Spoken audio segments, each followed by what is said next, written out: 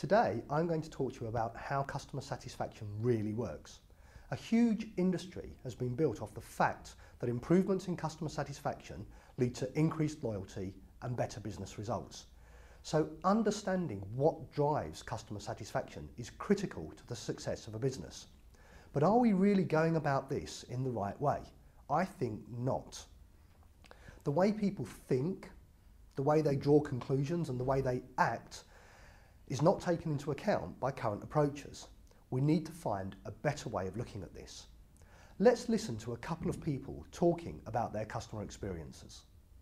There is one that I have pretty negative feelings towards, yes. Absolutely nothing wrong with their coverage or their service per se, but I found myself in a personal situation where I really needed them to be supportive, and I felt that their policies were very structured, very inflexible, and they just couldn't help me. Well, ultimately, yes, because I left them. I'm not a customer anymore. I have a very strong positive feeling towards my bank, Lloyds.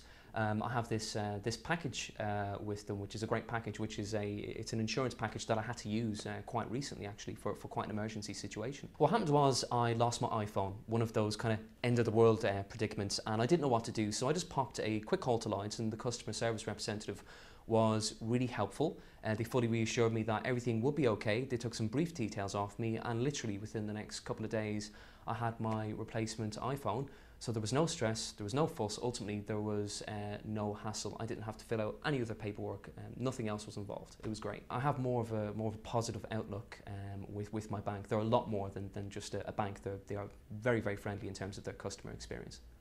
So what did we learn from that? Well, we found out that quite often it's one specific moment, one thing, that forms people's overall opinions about a brand or experience. At Maritz, we call these make or break moments. A make moment is when one thing goes so well that it creates a wow, regardless of how average everything else was. Conversely, a break moment is when one thing ruins an overall experience, regardless of how good everything else was. But current approaches don't take these situations into account. Right now, I might receive a survey asking me about 12 different aspects of my experience. I could give a high score on 11 of them because they went well, but a low score on one of them. Current models would average these things out and predict that overall I was a happy customer.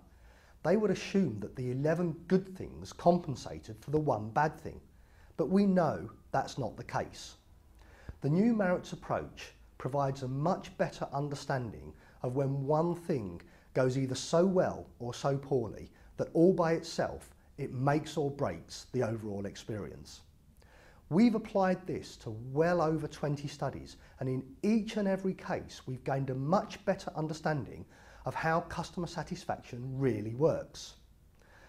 This is an opportunity for companies and organisations to make a significant improvement to their customer satisfaction programmes.